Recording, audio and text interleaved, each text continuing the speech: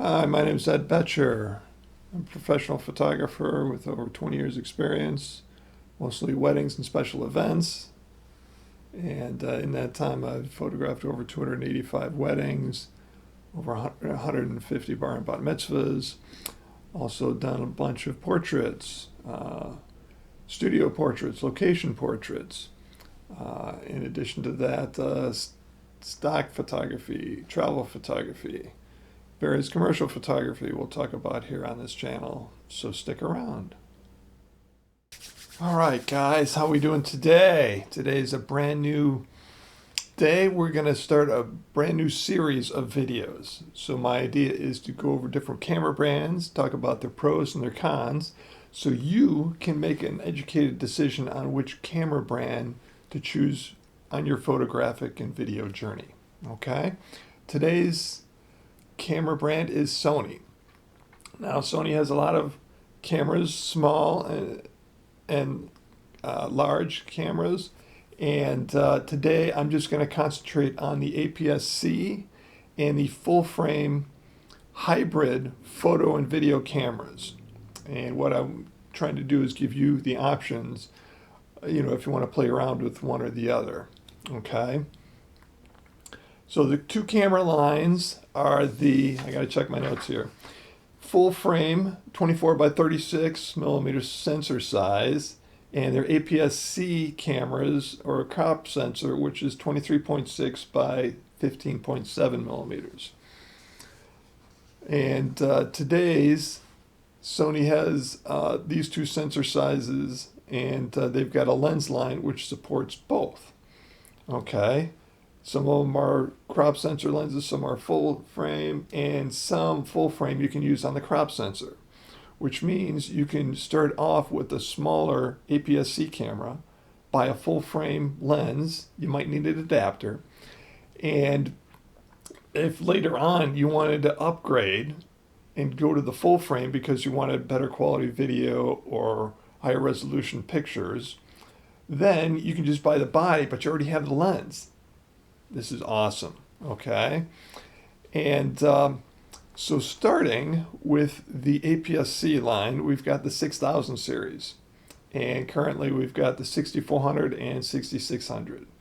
Now in the APS-C series, we've got video recorded at 8-bit.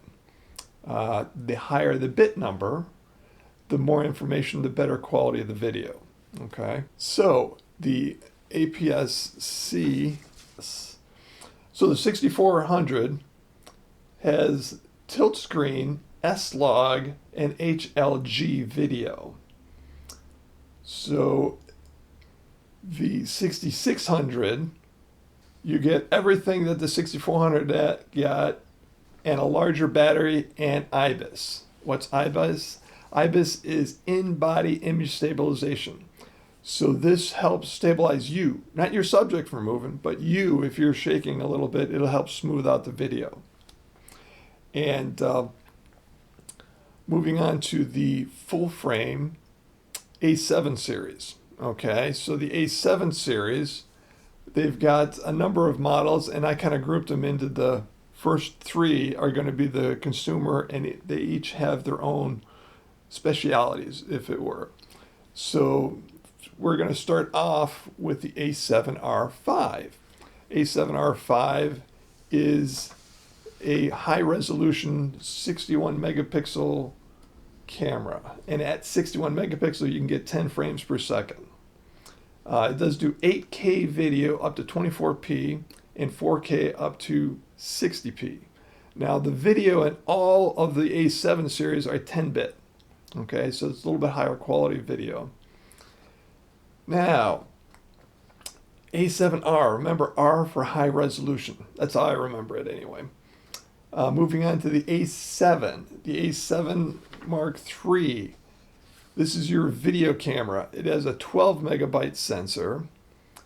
It does 4K video at 120p, and it reduces rolling shutter and is really good in low light for video and stills. Okay. And the A7 Mark IV, This is a 33 megabyte CMOS sensor, low light, 10 frames per second, and this is, I think, the best overall photo and video camera in the entry-level series. You can do 4K 30 at 10-bit, 4K 60 at a crop view. So what this means is the angle crop view, you still get the full 4K, but it's only at 60p. So the lens is, it's going to be a little bit narrower, the view. Okay, moving on to the big boys. So we've got the A9 Mark II. This is your sports photographer, high frame rate camera, and really good autofocus. Okay, so the A9 Mark II is a 24 megabyte sensor, and at 24 megabytes you can do up to 20 frames per second, no blackout. What does no blackout mean? When you're going through and taking pictures, the image doesn't black out while it's taking pictures, so you can keep everything in the frame. It does 4K at 30 frames per second video. Okay, so it still does video, just not as heavy duty as the A7 Mark III. Now, if you want everything all in one, we have the A1. This is the top of the line tier, do everything video and photo camera. So the sensor is a 50 megabyte sensor. And at 50 megabytes, you can get 30 frames per second. Wow, that's significant. And it does 4K at 120p, 8K at 30p, and it has really good IBIS. It's the best IBIS in the whole Sony line. Okay, so one of the pros for getting into the Sony line is the lenses. They've got an awful lot of lenses to choose from.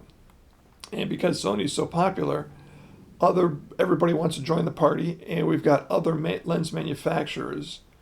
So just a few of the lens manufacturers would be Samyang, Sigma, Tamron, and Tokina. And there are many others that manufacture lenses for the Sony mount. One of the benefits of getting an off-brand lens is you can save some money on the lens. Sony lenses are more expensive, so that's one of the downsides of buying into the line, is the lenses are quite expensive. And the IBIS is really good in their top one, but it's not as good as some other brands. And then the other con is the complicated camera menu system. And this is for, all the Sonys. So that kind of wraps up the Sony company. And I hope you guys found this useful. Feel free to like and subscribe.